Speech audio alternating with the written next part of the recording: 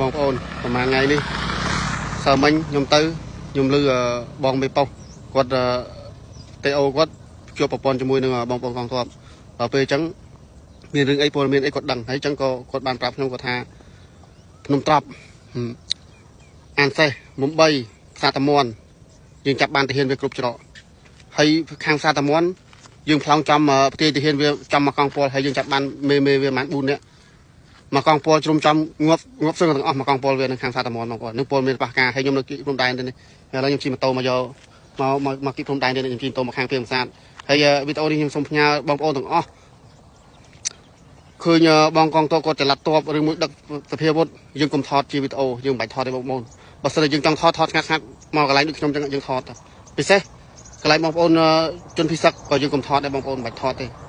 យើងមិនបាច់ថតទេកុំឲ្យស៊ីមវាចាប់ទីតាំងយើងបានបងប្អូនព័ត៌មានច្បាស់ការមកបងប្អូនហើយទាហានវាងប់ស្រោចយកខ្មោចអត់អស់ទេហើយវាសូមយើងចរចាតែខ្មែរយើងអត់ព្រមចរចាទេព្រោះយើងដឹងចរិតពិតរបស់វាហើយបើវាចរចាមួយយើងក៏វាអត់បញ្ចប់សង្គ្រាមដែរវាល្បិចរបស់វាទេអញ្ចឹងហើយសម័យនេះហើយខ្មែរអត់មានចាញ់បោកស៊ីមទេឈប់ហើយលែងហើយព្រោះយើងដឹងចរិតវាហើយចរិតវាសំដែរមកយូរហើយតាំងពីសម័យបរមរាមមកតាំងពីជំនាន់លោកតាគ្លៀងមើងមកលោកតាឌីមករហូតមកដល់សម័យនេះវាលេងចរិតដែរទេអញ្ចឹងហើយចរិតចោលគឺវានៅតែចោលដែរទេមិនបាច់ຕົកចិត្តវាទេ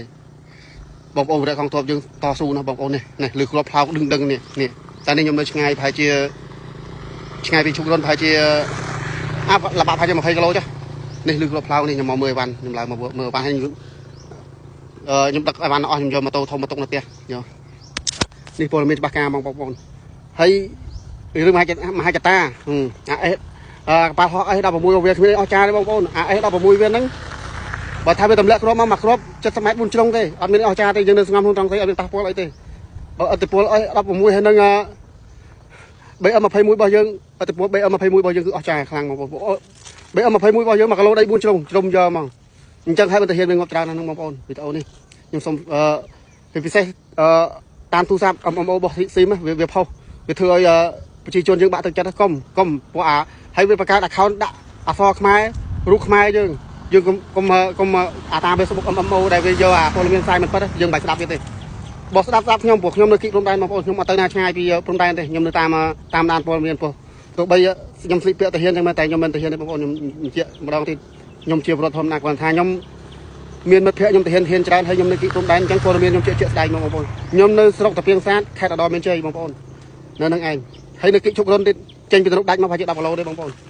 អានឹងព័ត៌មានច្បាស់ការមកបងប្អូនហើយដូចខ្ញុំនិយាយចឹងS16 វាអតិពលចាញ់BM21របស់យើងទេវាទម្លាក់មកមួយគ្រាប់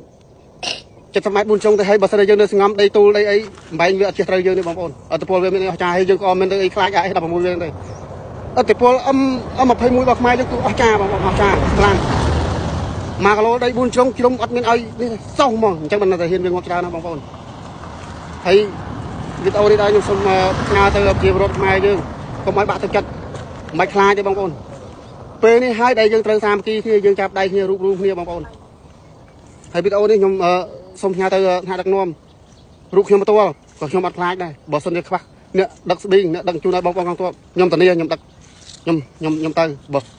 ដើម្បីជាតិបើសិនជាស្លាប់ដើម្បីជាតិក៏ខ្ញុំអត់ខ្លាចដែរខ្ញុំនិយាយការពិតអារម្មណ៍ខ្ញុំពិតតាំងពីដើមមកគឺខ្ញុំអត់ចេះខ្លាចទេបងប្អូនហើយតំបន់អានសេះតំបន់បោះស្បូវ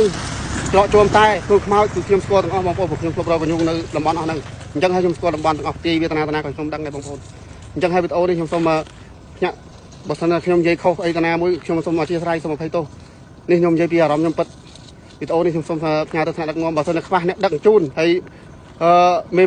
មេណាដែល